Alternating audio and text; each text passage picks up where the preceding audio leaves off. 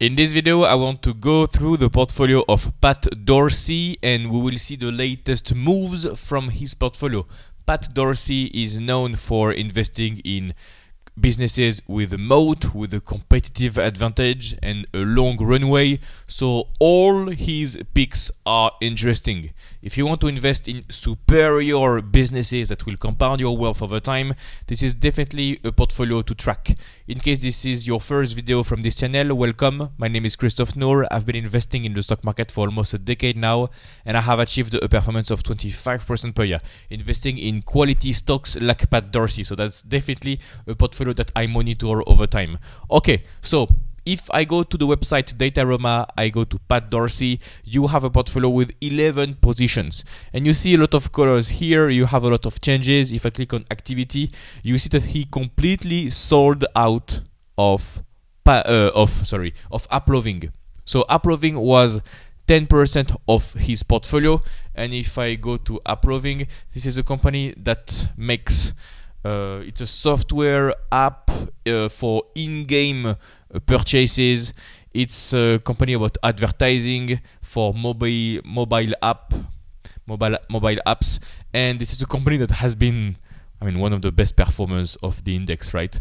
You have a year-to-date performance of plus 50%. This is a killer of a company.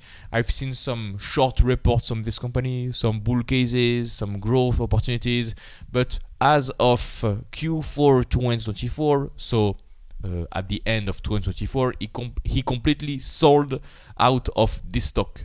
So he didn't take advantage of this plus 50% move. This is what the report tells us.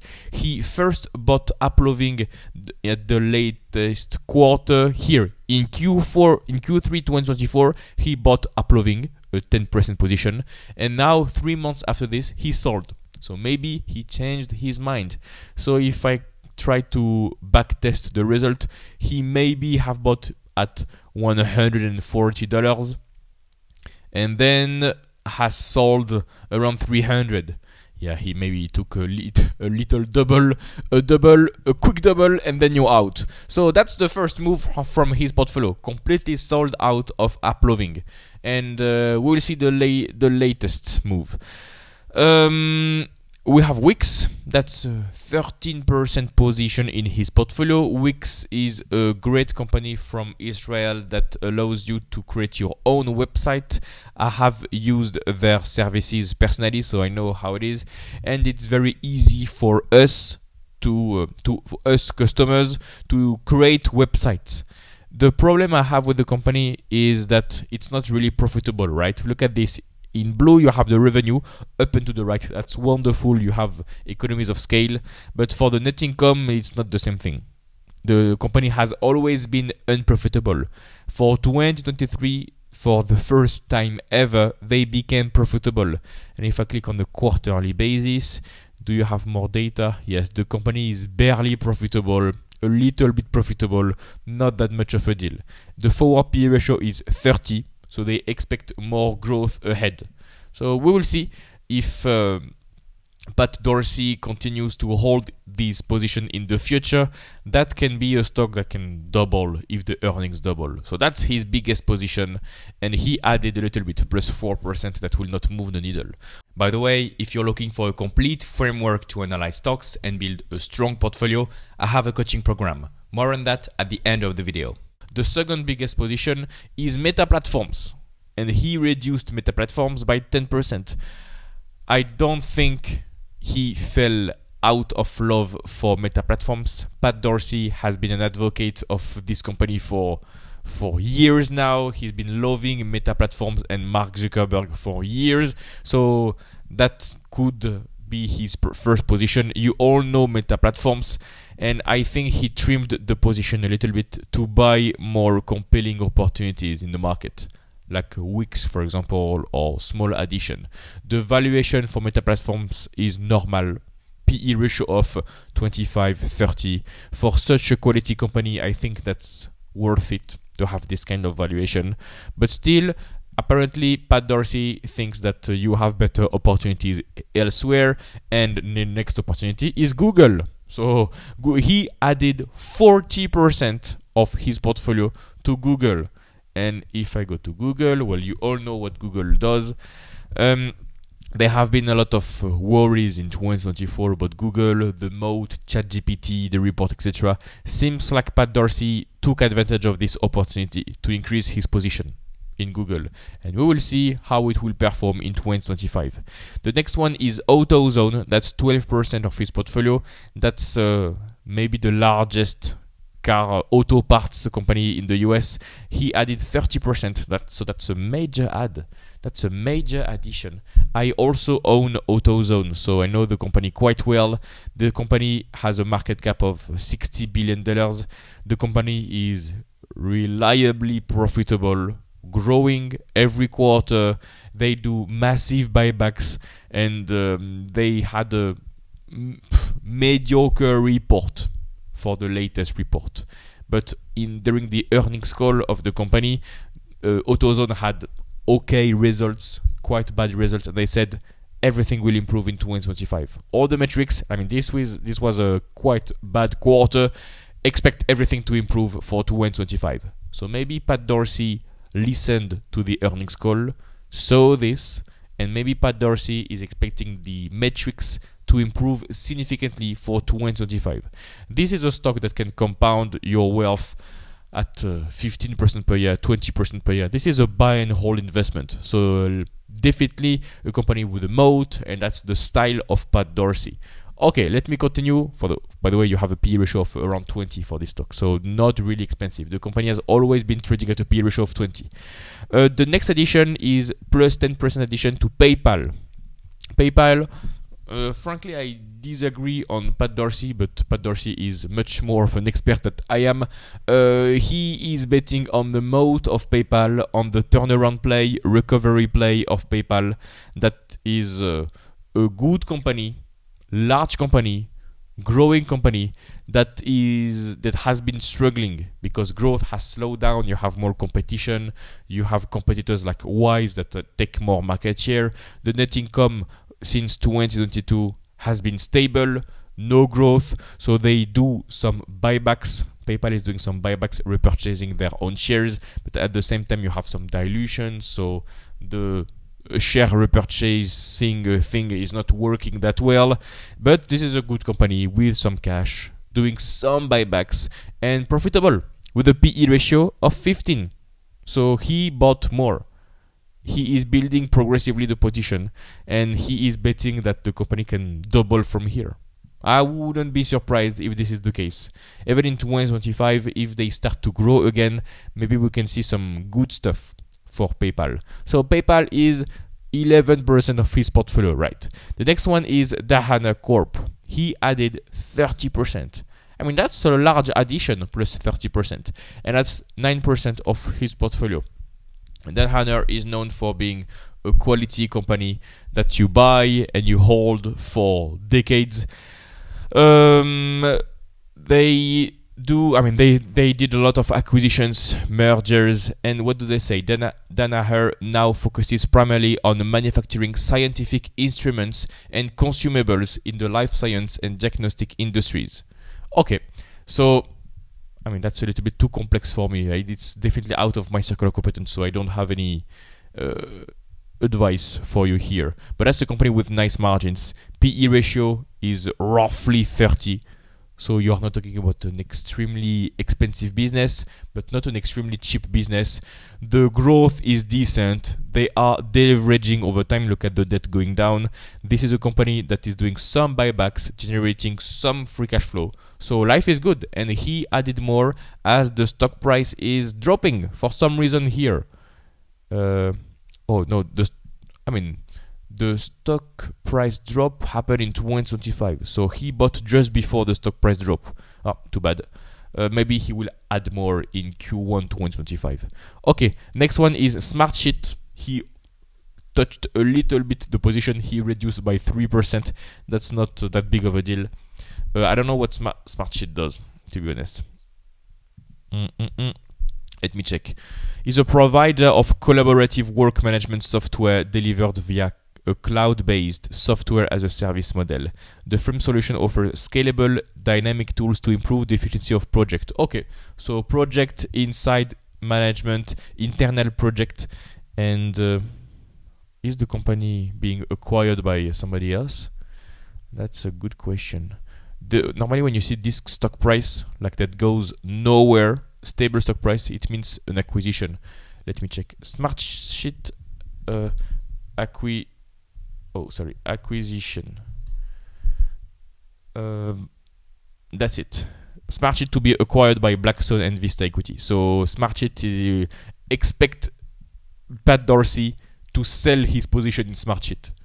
And this will not be here in the next Dataroma report. But it's okay, I won't spend any time on this one. This will not be here in 2025. Now you have Sprout Social. Same thing, he added plus 15% in his portfolio. So that's a decent addition. Let me check what they do.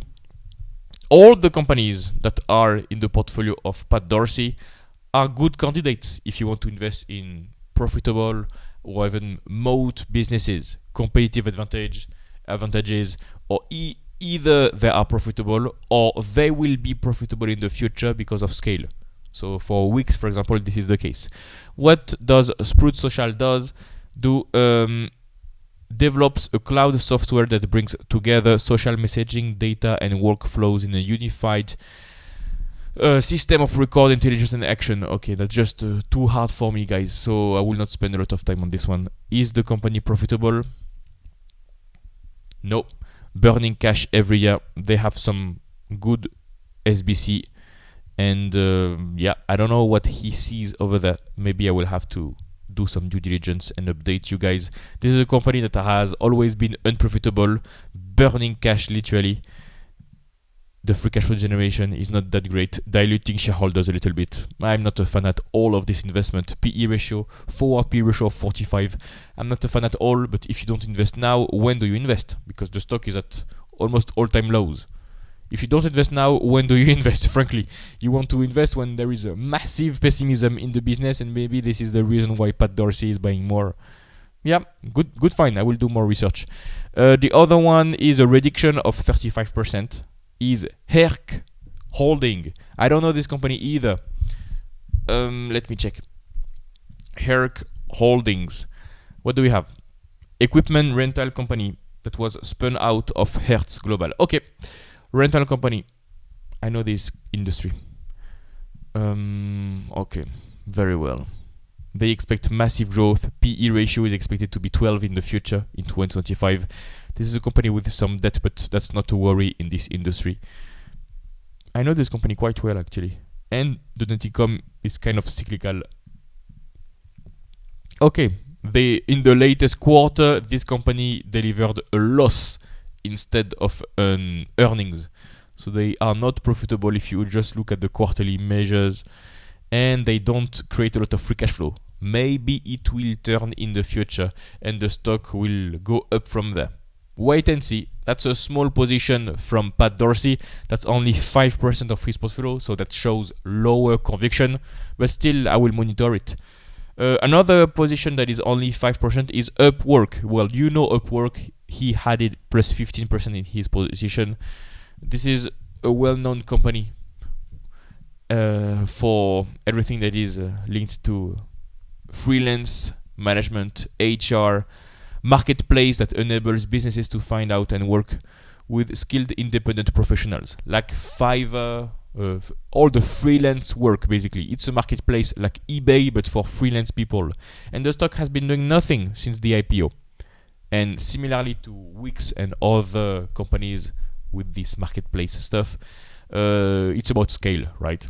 You want revenue to grow, and if you grow to a certain point, you become profitable. And I believe this is exactly what happened for this company. If I look on a quarterly basis, the net income has become profitable. Wow, that's a large net income that they have here.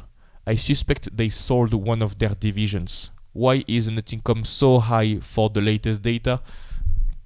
Upwork divestiture. Normally, when you have a lot of net income for a specific quarter, either you have an accounting shenanigan or you have a divestiture. Earnings report. You know what? We can check. We have the time today. We have the time. Let me go to the earnings, prepared remarks. Let me just check the latest data. 2024 was a record year. Why do you have such a massive net income suddenly?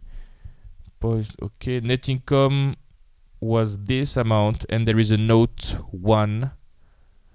Note 1 is a non-cash tax benefit of $140 million from the release of valuation allowance. Okay, so it's a tax benefit. It's not an acceleration of the business that suddenly produces immense earnings. It's just an accounting shenanigan. Okay, that's just an accounting trick. And if I scroll down, what do I have? What do I have? Income statement over there. 3 months. Where is this line? This big line? No, that's the revenue is growing a little bit from 180 million to 190 million. So the revenue is not growing that much. That's the cost of revenue that is decreasing. You see, I talked about the scale. This is exactly what is happening. The cost is not fixed at all. It's variable, and you can play around with the cost with this kind of structure, which boosted the gross profit. Let me check this. Research and development is increasing. Sales and marketing is decreasing. Yeah, they can play around with the marketing budget, and if they have lower advertising, they can make more net income. And what do I have here? Income tax benefit. That is huge, and that is the reason why the profit appears really high. Next thing for you guys, be careful when you look at the valuation for Upwork, because it will be biased thanks to this provision tax. It will boost the net income, and it will fake the PE ratio. So be careful. Maybe you want to adjust this when you talk about the PE ratio. No, there are no mention in the press release, no mention of why they did this. But so in case you are interested, you can check this website. You will have the answer. And let me check the last position of his portfolio. They added a little bit, plus 6%, is Semrush Holdings. So it's a small company without, it's a small position without a lot of conviction. What do? It's engaged in the provision of an online visibility management software as a service platform. Visibility drive online traffic. Their website, it's an online advertising company. It seems like it. Pat Dorsey is focused on online advertising. You have Semrush, you have also Meta, you know, also Google. He had AppLovin before, so that's definitely an edge for him, and that's a source of moat because of scale, network effects, right? And if I look at the financials, what do we see? Revenue growth is good. Net income growth, you have no net income. You have no net income. Either you are unprofitable or you are at break even. And it seems like they reached a certain point and became profitable, but I'm not sure. Things to monitor here. Things to monitor about the profitability. Still, they have some cash. The market cap of the company is $2 billion without any debt. So, not really worrisome. The only focus on the company is growing, and improving margins to become profitable. Okay, that's a starting position, right? That's 2%, 3% of his portfolio. So maybe he will build the position over time. That's it for the analysis of Pat Dorsey. I hope you've liked it. If you like this content, I have an investing coaching program. In this program, you will learn a complete investing process. You will learn how to find good stock ideas, how to properly value stocks, when to buy, when to sell, so that you can build a strong portfolio. Additionally, you will have access to my personalized guidance for long-term results. We will do weekly calls where we analyze stocks together, and you will have access to my private number available 24/7 for full support. If you are blocked, if you have any questions, I'm here to help. Click the first link in the description to get more information. You will get a video that explains how everything works completely for free. No need to sign up, no need for your email address. Just click the first link in the description and I'll see you on the other side.